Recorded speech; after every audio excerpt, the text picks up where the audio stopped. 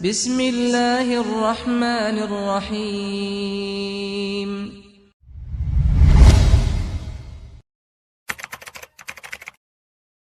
Assalamualaikum warahmatullahi wabarakatuh.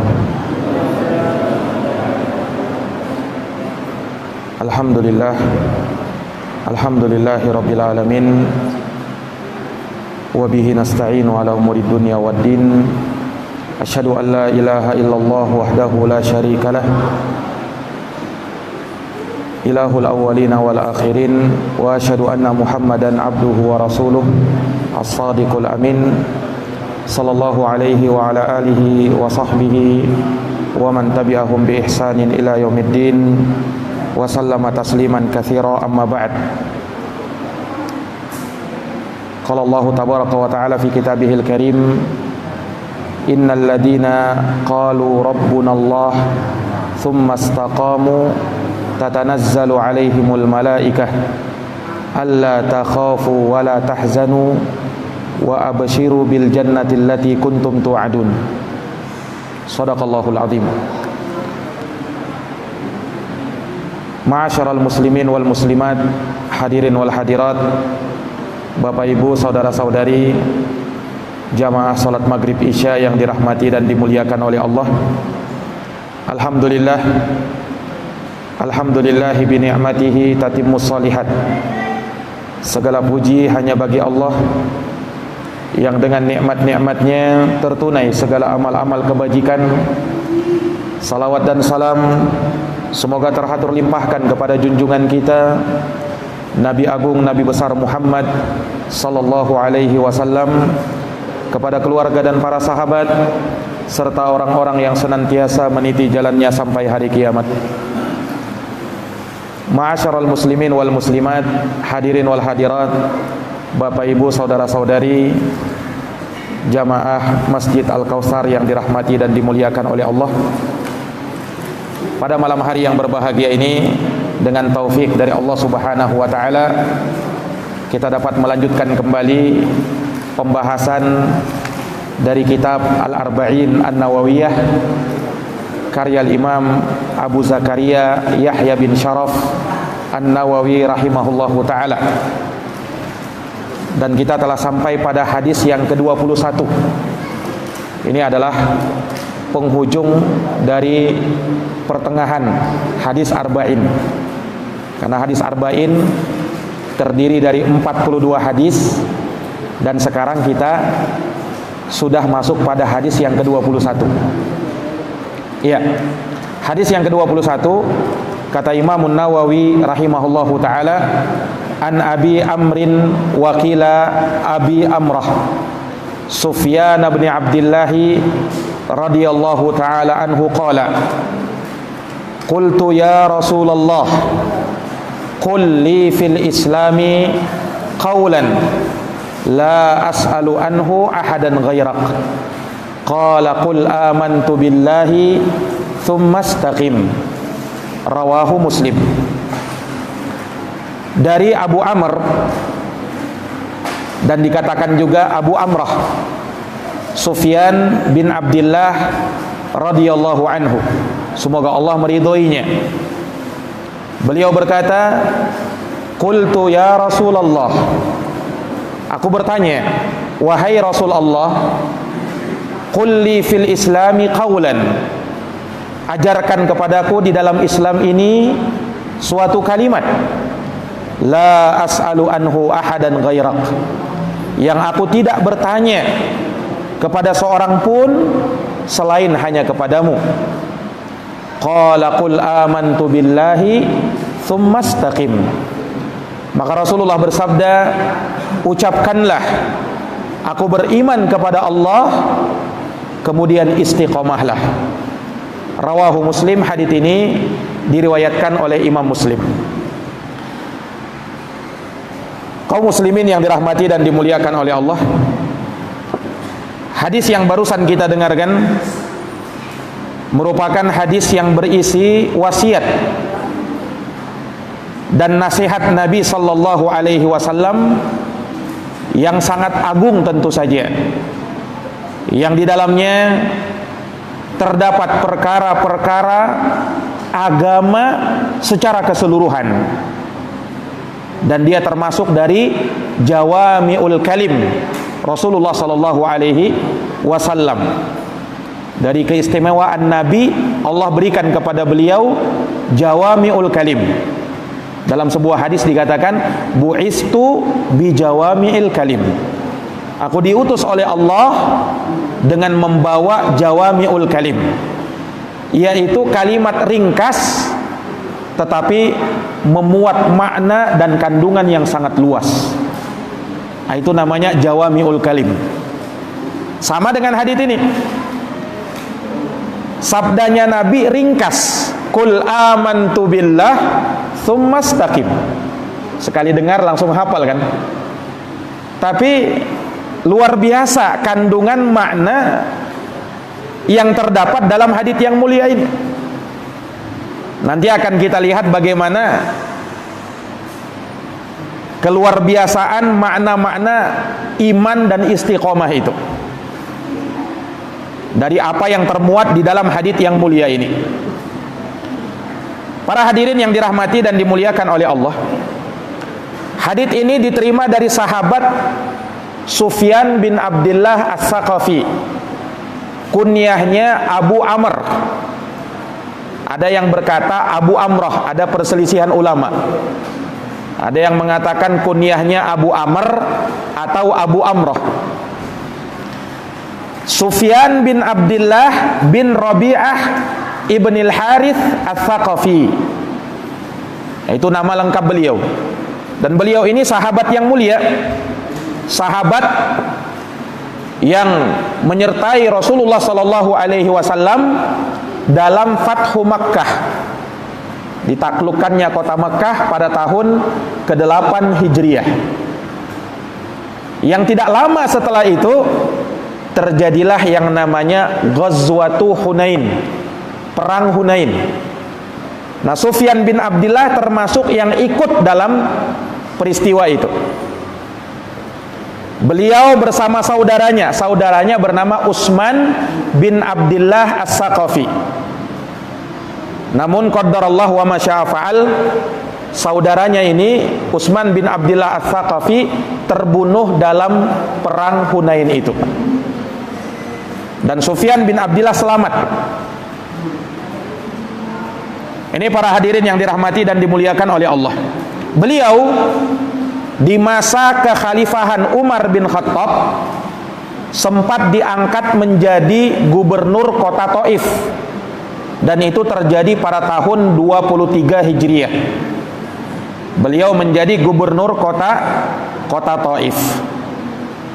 Nah, dan beliau juga radhiyallahu taala anhu meriwayatkan hadis Nabi SAW, tapi tidak banyak hadis yang beliau riwayatkan dari Nabi. Sebagian ulama ahli hadis menyebutkan bahwa Sufyan bin Abdullah ini hanya meriwayatkan sekitar 5 hadis dari Nabi. Nah, satu-satunya yang ada di dalam kutubus sittah, kutubus sittah itu Bukhari, Sahih Muslim, Sunan Abu Daud, Sunan Tirmizi, Sunan An-Nasai, Sunan Ibnu Majah. Satu-satunya hadis Sufyan bin Abdullah yang termuat dalam kutubus sittah adalah hadis ini. Kebetulan diriwayatkan oleh Imam Muslim di dalam kitab sahihnya. Para jamaah yang dirahmati dan dimuliakan oleh Allah, ini menunjukkan kepada kita bahwa berkahnya ilmu itu tergantung dari manfaatnya, bukan sekedar banyaknya. Boleh jadi ada orang yang ilmunya banyak, tapi kalau kurang tersebar, maka manfaatnya juga kurang. Tapi kalau ada orang yang ilmunya banyak dan tersebar, ini manfaat. Dan itulah barakatul ilm, keberkahan ilmu. Lihat Sufyan bin Abdullah ini, tidak banyak hadis yang beliau riwayatkan, tetapi hadis ini, hadis yang tadi kita dengarkan, sudah cukup menunjukkan kemuliaan sahabat Sufyan bin Abdullah. Dan beliau dikenal dengan hadis ini.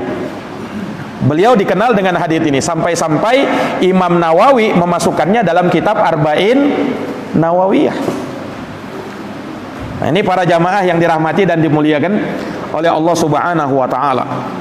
Nah, dan cukuplah keistimewaan Sufyan bin Abdullah sebagai sahabat Nabi, cukuplah itu menunjukkan suatu kemuliaan dan keutamaan. Karena sebagaimana yang sudah sering kita ingatkan, kemuliaan sahabat tidak bisa dibandingkan dengan yang lainnya. Allah menjadikan imannya para sahabat sebagai barometer bagi iman-iman yang lainnya. Orang yang datang setelahnya, benar tidaknya iman dia ditimbang dengan imannya sahabat. Maka dalam Quran Allah berfirman, fa in amanu bimithli ma amantum bihi faqad ihtadau.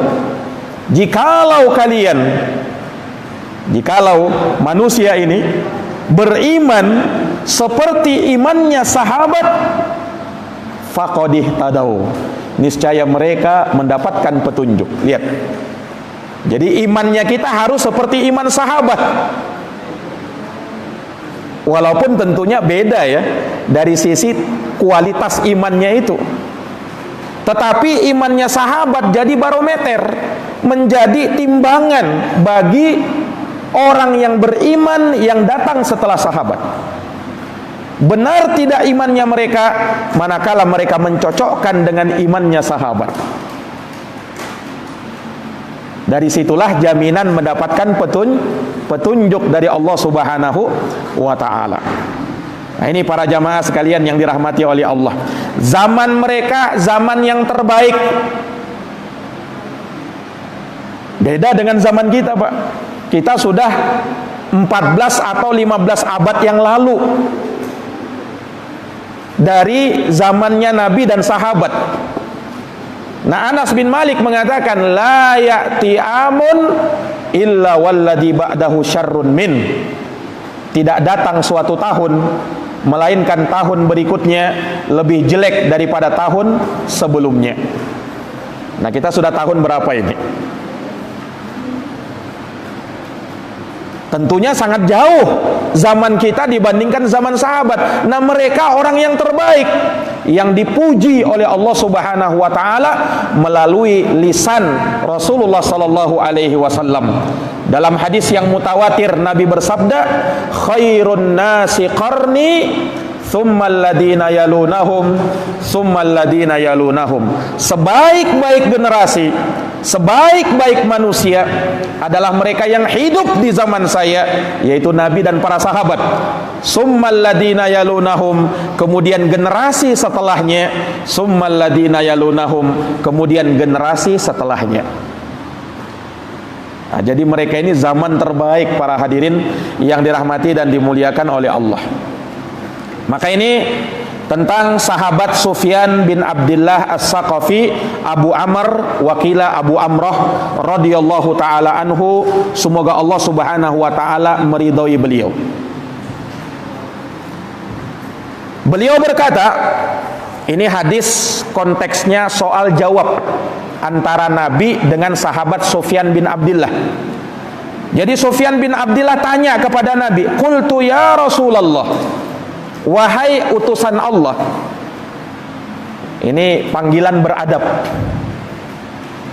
Jadi para sahabat Nabi itu tidak berani memanggil Nabi dengan sebutan ya Muhammad, tidak berani.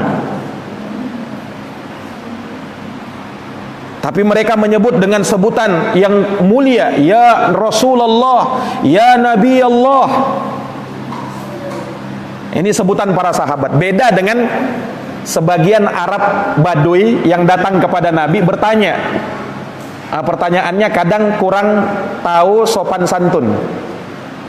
Mereka panggil langsung dengan nama Nabi, ya Muhammad. Nah, itu bukan panggilan sahabat Nabi yang betul-betul terpelajar, yang hidup bersama Nabi dan selalu bersama Rasulullah. Mereka tidak berani, jangankan itu, membesarkan suara mereka di atas suara Nabi, mereka tak berani.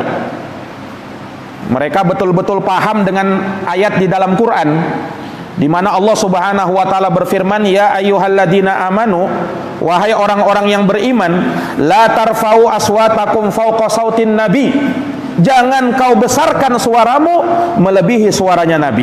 Tak boleh. Wala tajharu lahu bil qaul, dan jangan kau besarkan, kau jaharkan suaramu melebihi suara Nabi. Kajahri ba'dikum li ba'din, seperti kalian mengeraskan suara kalian kepada sebagian yang lain. Jangan, tak boleh. Kalau Nabi harus diagungkan, harus dimuliakan. Sebab kalau kalian lakukan, antahbata a'malukum wa antum la tash'urun, bisa terhapus amal perbuatan kalian sedangkan kalian tidak merasa. Nah, kalau seseorang yang suaranya lebih tinggi melebihi suara Nabi itu bisa menghapuskan amalan, bagaimana lagi kalau dia menolak hadisnya Nabi? Nah, ini tentu lebih parah lagi tentunya. Dia tidak tolak, tapi dia tinggikan suaranya melebihi suara Nabi. Itu bisa menghapuskan amalan menurut Quran ini dalam surat Al-Hujarat. Nah, bagaimana lagi kalau yang dia tolak itu hadisnya Nabi Sallallahu Alaihi Wasallam. Para hadirin yang dirahmati dan dimuliakan oleh Allah, nah, ini menunjukkan betapa para sahabat itu betul-betul mengagungkan Nabi. Mereka orang yang sangat cinta dengan Nabi Sallallahu Alaihi Wasallam.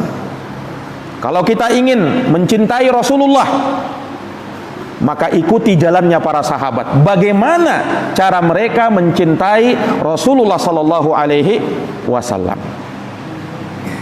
Sampai pernah disebutkan ada seorang melihat para sahabat ini betul-betul mengagungkan Nabi. Sampai-sampai kalau Nabi berwudu, itu tidak ada air wudu Nabi jatuh ke tanah, langsung disambut oleh sahabat. Mereka sapukan ke badan mereka. Untuk apa? Untuk ngambil berkah. Karena badannya Rasulullah itu berberkah.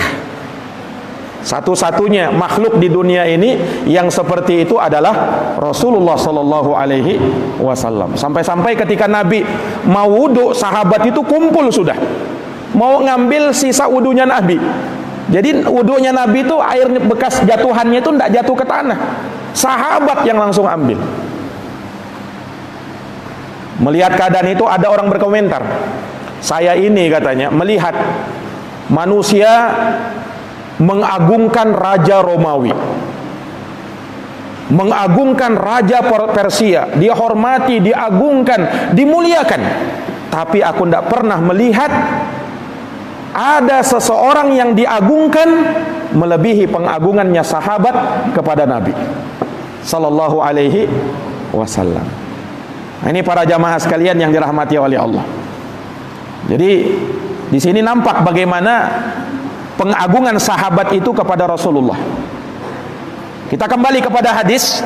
Jadi Sufyan bin Abdillah tanya, ya Rasulullah, wahai Rasul Allah, qul, ajarkan li fil Islam, untukku di dalam Islam ini, qaulan, suatu kalimat, la as'alu anhu ahadan ghairak, yang aku tidak bertanya kepada seorang pun selain kepadamu.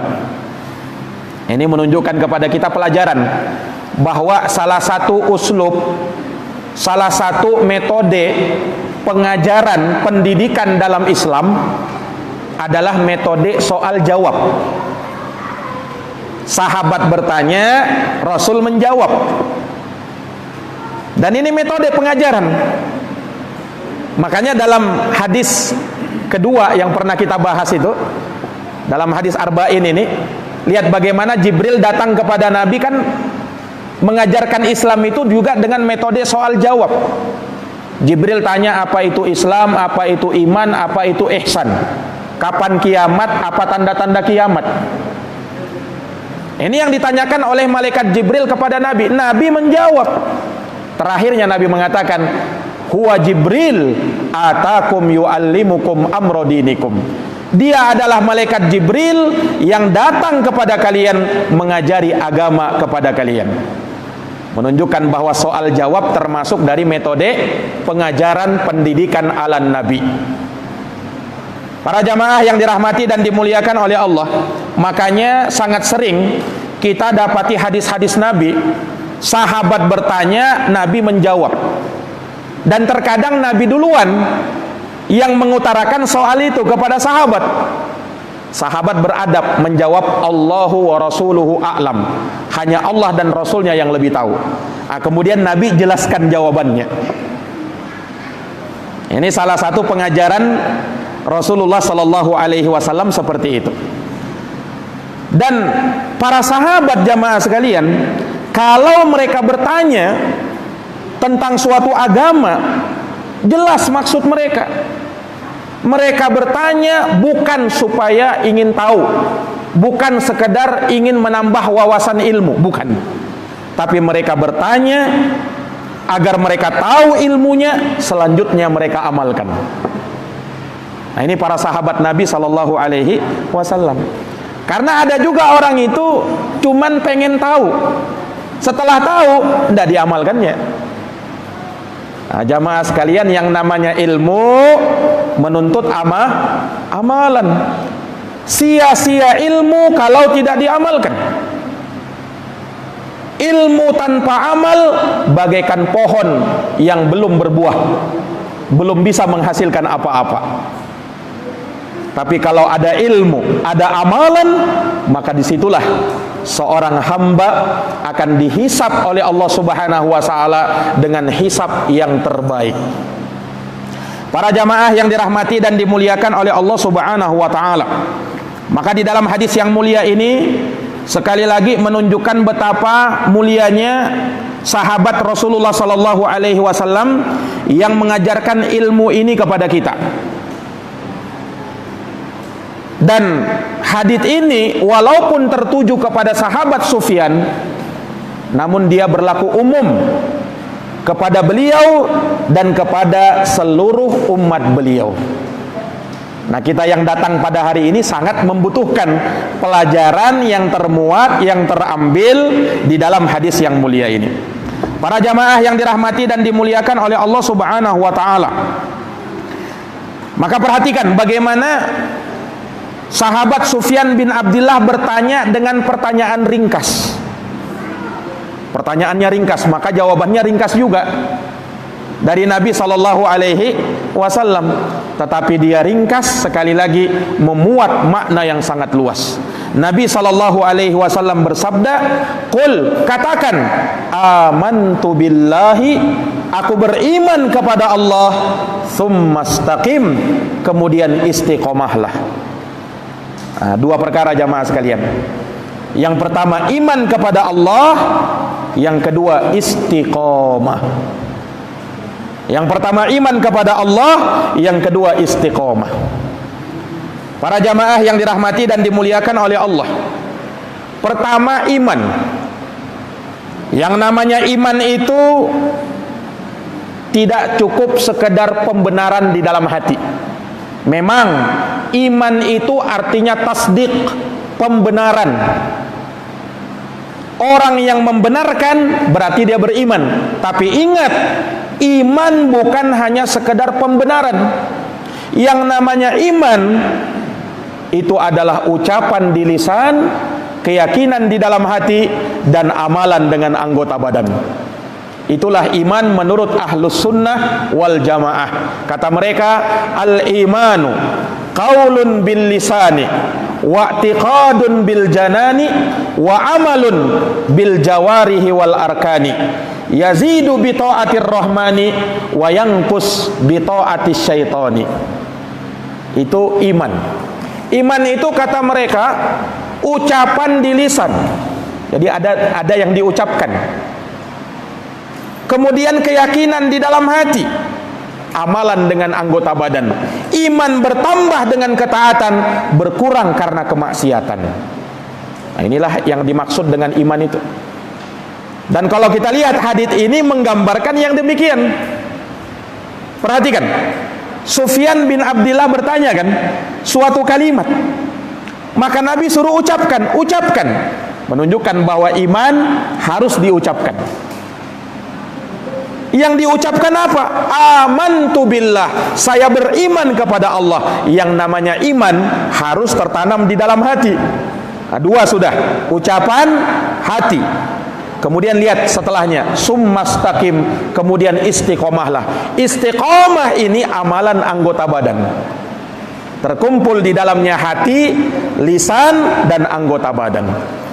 Maka daripada itu Rasulullah sallallahu alaihi wasallam bersabda, al-imanu bid'un wa sab'una syu'batan.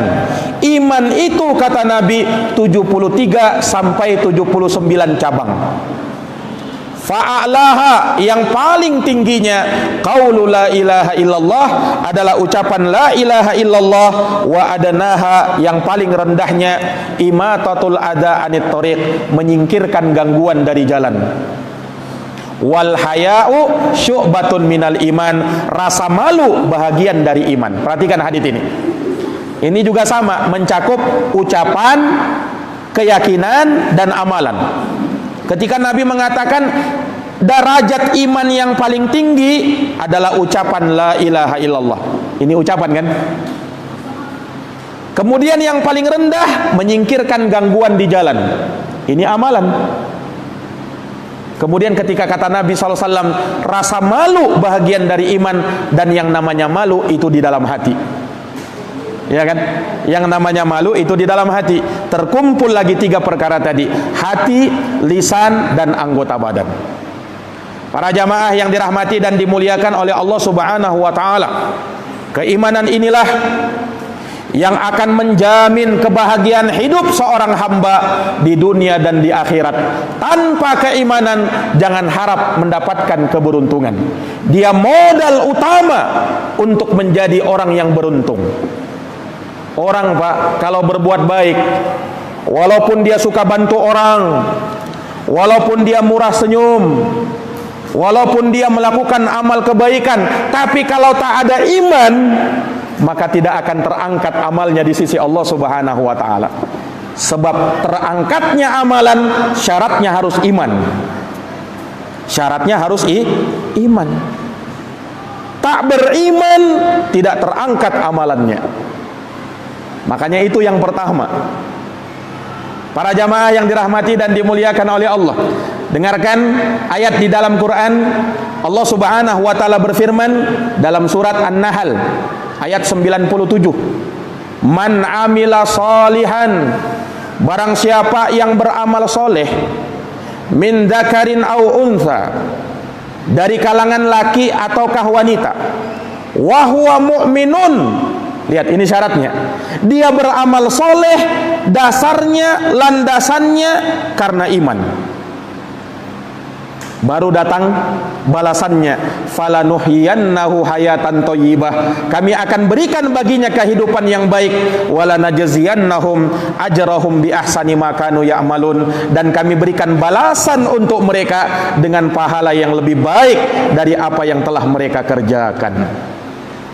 Ini para jamaah sekalian, jadi tergantung iman. Nah, kemudian iman inilah yang akan mengeluarkan seorang hamba dari lembah gelap gulita menuju cahaya terang benderang, dari gelapnya kekafiran, kemusyrikan, kejahiliahan menuju kepada cahaya iman, Islam.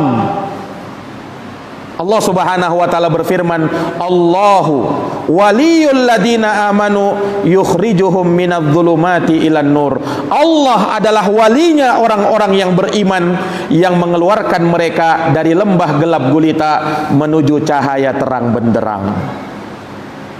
Jamaah yang dirahmati dan dimuliakan oleh Allah, karena mulianya orang yang beriman ini, dalam Quran, Pak, Allah Subhanahu wa taala sebut orang-orang yang beriman puluhan bahkan ratusan kali. Bahkan ada 2 surat yang disebut suratnya orang-orang yang beriman. Satu surat Al-Mu'minun dalam bentuk jamak, artinya orang-orang yang beriman. Yang satunya lagi surat Al-Mu'min. Ini nama lain surat Ghafir. Mungkin kalau kita lihat nama suratnya surat Ghafir, nama lainnya surat Ghafir namanya surat Al-Mu'min. Al-Mu'min juga sama, orang yang beriman. Ada 2 surat di dalam Quran yang semuanya menjelaskan tentang orang-orang yang beriman. Karena memang ini yang menjadi penentunya. Makanya tidak asing kalau kita dengarkan ayat yang awalnya ya ayyuhalladzina amanu, ya kan? Wahai orang-orang yang beriman. Itu puluhan kali, bahkan sekian kali Allah ulang-ulang. Ya ayyuhalladzina amanu, ya ayyuhalladzina amanu. Pada sebagiannya Allah katakan ya ayyuhan nas, wahai sekalian manusia. Ini umum, baik yang beriman maupun yang tidak beriman. Tapi kalau ya ayyuhalladzina amanu, hanya orang-orang yang beriman yang dipanggil. Yang tidak beriman tidak masuk dalam seruan itu. Ini para jamaah yang dirahmati dan dimuliakan oleh Allah Subhanahu wa taala. Dan ingat, sekali lagi, yang namanya iman harus tertanam kuat di dalam hati, yang tidak menyisakan sedikit pun yang namanya keraguan. Kalau masih ragu, maka belum benar imannya kita. Kalau masih bimbang, maka belum sah imannya kita. Lihat Allah Subhanahu wa taala berfirman, "Innamal mu'minun", sesungguhnya orang-orang yang beriman, alladzina amanu billahi wa rasulih, yaitu yang beriman kepada Allah dan Rasulnya, summa lam yartabu, kemudian mereka tidak ragu. Tidak boleh ada keraguan. Wajahidu bi amwalihim wa anfusihim fi sabilillah, lalu mereka pun berjihad baik dengan harta maupun jiwa-jiwa mereka di jalan Allah. Ulaika humus shadiqun, mereka itulah orang-orang yang jujur imannya. Kemudian jamaah sekalian, orang yang beriman akan mendapatkan ujian dan cobaan. Jangan dikira dengan keimanan dia akan santai saja hidup di dunia, tidak ada ujian dan cobaan. Justru semakin kuat imannya, semakin besar ujian dan cobaan itu. Makanya sudah menjadi kaidah yang tetap. Ujian dan cobaan tergantung dengan seberapa besar iman dan ketakwaan kita kepada Allah. Semakin besar pula ujiannya. Tetapi ingat, semakin besar pula pahala dan keutamaannya di sisi Allah. Allah Subhanahu wa taala berfirman, Alif Lam Mim, ahasiban nasu ayyutraku ayyaqulu amanna wa hum la yuftanun. Apakah manusia mengira dibiarkan begitu saja? Mereka telah mengucapkan amanna, kami sudah beriman, wahum la yuftanun, lalu mereka tidak diuji dan dicoba oleh Allah? Tidak. Ujian dan cobaan akan menghampiri orang-orang yang beriman. Makanya Allah katakan, walaqad fatannal ladina min qablihim, sungguh kami telah menguji orang-orang sebelum mereka. Untuk apa Allah uji? Fala ya'lamannallahu alladina shadaqu wa la ya'lamannal kadzibin, agar kami tahu siapa yang jujur imannya dan siapa yang dusta dalam beriman. Karena betapa banyak dengan ujian dan cobaan baru nampak aslinya. Baru nampak aslinya. Ketika dia nyaman, ketika dia enak, ketika dia kaya, ketika dia berkecukupan, ini belum terlalu nampak orang sejatinya itu bagaimana. Tapi lihat ketika dia kena ujian, ketika ada cobaan, disitulah orang bisa dilihat aslinya dia bagaimana. Makanya sepantas ketika Allah mengatakan fala ya'lamannallahu alladina shadaqu wa la ya'lamannal kadzibin, agar kami tahu siapa yang jujur imannya dan agar kami tahu siapa yang pura-pura beriman, tidak jujur imannya. Para jamaah yang dirahmati dan dimuliakan oleh Allah, oleh karena itu mempertahankan iman butuh istiqomah. Lihat sabda Nabi yang kedua, setelah mengucapkan iman kepada Allah apa? Summastaqim, kemudian istiqomahlah. Istiqomahlah. Para jamaah yang dirahmati dan dimuliakan oleh Allah, istiqomah ini luar biasa. Kalimat yang mungkin sangat sering kita dengarkan. Ayo istiqomah. Apa itu istiqomah? Istiqomah itu artinya komitmen di atas ketaatan, tetap di atas kebenaran, senantiasa kokoh berada di atasnya, tidak goyah dan tidak goyang. Itu namanya istiqomah. Kalau sedikit saja dia langsung goyang, langsung futur. Nah, ini bukan orang yang mustaqim namanya, bukan orang yang istiqomah. Para jamaah yang dirahmati dan dimuliakan oleh Allah, istiqomah adalah karomah terbesar yang Allah berikan kepada seorang hamba. Sampai Imam Ibnu Taimiyah mengatakan, a'zamul karamah luzumul istiqomah. Seagung-agungnya karomah adalah tetap untuk senantiasa bisa istiqomah. Dalam kesempatan yang lain Imam Ibnu Taimiyah mengatakan, al-istiqomah khairun min alfi karomah. Istiqomah itu lebih baik dari 1000 kali karomah. Bayangkan ini kemuliaan istiqomah ini. Nah, kalau mungkin kita menganggap karomah itu luar biasa kan, orang diberikan karomah. Karomah ini keluar biasaan yang ada pada seseorang. Kalau terjadi pada nabi namanya mukjizat. Kalau terjadi pada orang saleh namanya karomah. Namanya karomah. Dan disebutkan karomah para wali-wali Allah itu. Misalnya disebutkan karomahnya Umar bin Khattab radhiyallahu anhu. Di masa beliau bisa menyaksikan ya pasukan yang beliau utus ke suatu negeri yang jaraknya ribuan mil dari kota Madinah, namun seakan-akan live di hadapan beliau, di hadapan Umar bin Khattab. Beliau bisa tahu. Makanya dalam sebuah khutbah, Umar bin Khattab ketika itu menyampaikan khutbah, tiba-tiba dalam khutbahnya, di sela-sela khutbahnya, Umar langsung mengucapkan kalimat yang tidak ada hubungannya dengan khutbah. Umar mengatakan, ya sariyatal jabal, al-jabal, wahai pasukan, ke gunung, ke gunung. Nah, jamaah aneh, oh kenapa ini? Tidak nyambung, Umar ini lagi ngapain ini? Apa yang dia ucapkan? Selesai khutbah, orang tanya kepada Umar, kenapa wahai Amirul Mukminin engkau mengucapkan kalimat tadi? Kata Umar, tadi aku diperlihatkan oleh Allah pasukan yang aku utus. Pasukan yang aku utus, yang jaraknya ribuan mil.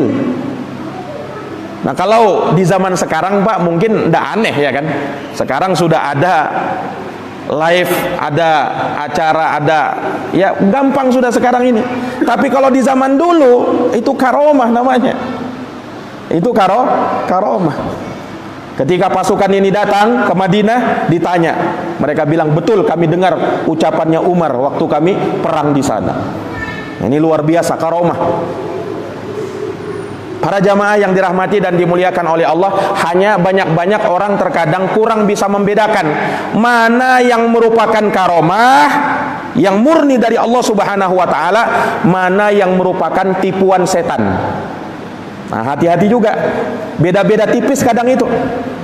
Kita lihat seakan-akan itu karomah. Oh, dia bisa terbang, dia bisa jalan di atas air.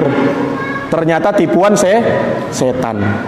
Makanya Al-Imam Asy-Syafi'i rahimahullahu ta'ala, beliau pernah mengatakan, kalau kamu melihat ada orang yang mampu berjalan di atas lautan dan mampu terbang di atas udara, maka jangan kau tertipu dengan dia.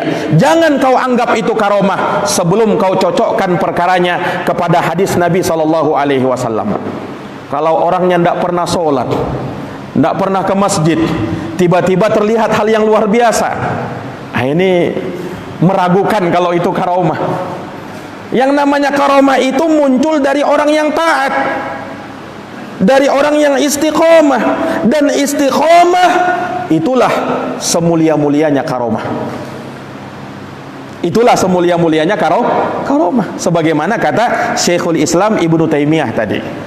Para jamaah yang dirahmati dan dimuliakan oleh Allah, nah disinilah beratnya itu istiqomah Pak.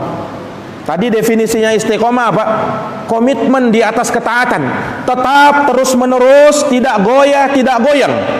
Itu namanya istiqomah. Tapi ingat, istiqomah itu bukan syaratnya lepas dari yang namanya dosa. Wah, itu mustahil Pak. Yang namanya manusia tidak lepas dari yang namanya dosa. Innakum tukhti'una bil-laili wan nahar. Kalian wahai manusia selalu berdosa siang dan malam. Kullu bani Adam khata'. Semua anak cucu Adam pasti pernah bersalah. Orang yang istiqomah bukan syaratnya tak pernah berbuat dosa. Terkadang juga jatuh dalam dosa. Karena bukan menjadi syarat istiqomah lepas dari yang namanya dosa. Tetapi yang menjadi syarat dalam istiqomah, kamu tidak terus menerus dalam dosa itu. Itu yang namanya istiqomah. Nah, ini para jamaah sekalian. Makanya kalau kita lihat di dalam Quran, Allah Subhanahu wa taala berfirman, "Fastaqimu ilaihi wastaghfiruh." Istiqomahlah kepada Allah dan minta ampunlah kepadanya. Allah gandengkan antara istiqomah dengan istighfar. Kenapa? Karena Allah tahu manusia ini bagaimanapun istiqomahnya, bagaimanapun ketakwaannya, bagaimanapun imannya, pasti akan jatuh dalam yang namanya dosa dan kesalahan. Tidak ada manusia yang lepas dari itu, Pak. Makanya Allah gandengkan, setelah kamu istiqomah, istighfar kepada Allah. Karena bisa jadi kamu terjatuh dalam kesalahan, kamu sadar atau kamu tak sadar, kamu merasa ataukah kamu tidak merasa.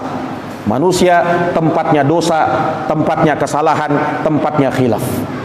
Tapi ingat, sebaik-baik orang yang jatuh dalam kesalahan, jatuh dalam dosa dan kesalahan adalah orang yang senantiasa istighfar dan orang yang senantiasa bertaubat kepada Allah Subhanahu wa taala. Para jamaah yang dirahmati dan dimuliakan oleh Allah, perhatikan, orang yang istiqomah, orang yang berada di atas agama ini dan dia mempertahankan kebenaran yang ada bersama dia terus menerus taat kepada Allah, Allah janjikan dengan surga yang penuh dengan kenikmatan.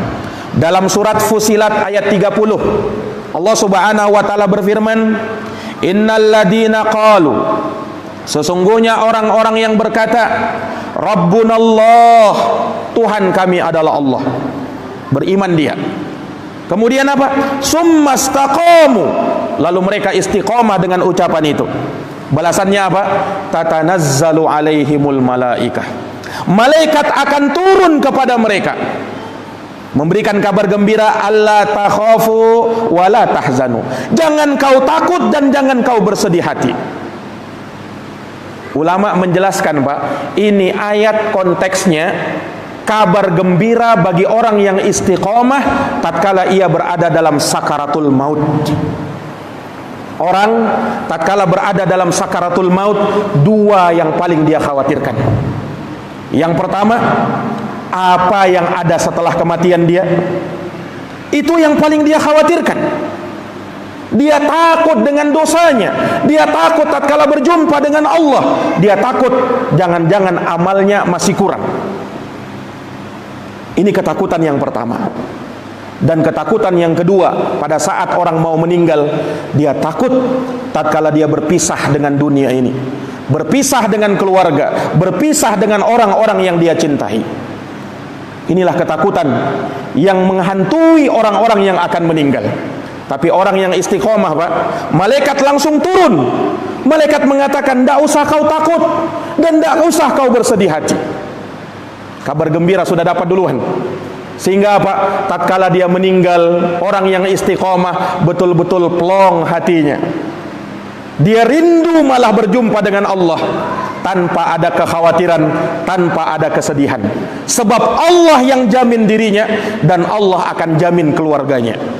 Ini orang yang istiqomah. Lihat, tatanazzalu alaihimul malaikah, malaikat turun kepada mereka. Disebutkan dalam riwayat, malaikat ini bidul wujuh, yang putih bersih dan bercahaya wajahnya, turun kepada mereka orang yang istiqomah. Lalu mengatakan, "Alla takhafu wa la tahzanu", jangan kau bersedih dan jangan kau takut. "Wa abshiru bil jannatil lati kuntum tu'adun", bergembiralah dengan surga yang diberikan kepada kalian. Ini balasan bagi orang yang istiqomah.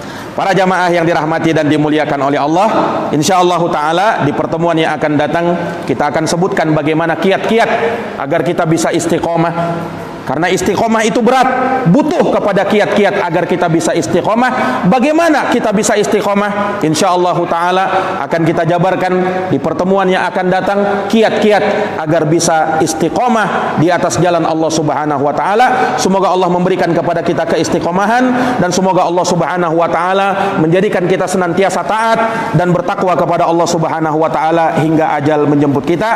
Demikian, wallahu taala a'lamu bisawab. Subhanakallahumma wa bihamdika asyhadu an la ilaha illa anta astaghfiruka wa atubu ilaik. Subhana rabbika rabbil izzati amma yasifun wa salamun alal mursalin walhamdulillahi rabbil alamin. Wassalamu alaikum warahmatullahi wabarakatuh.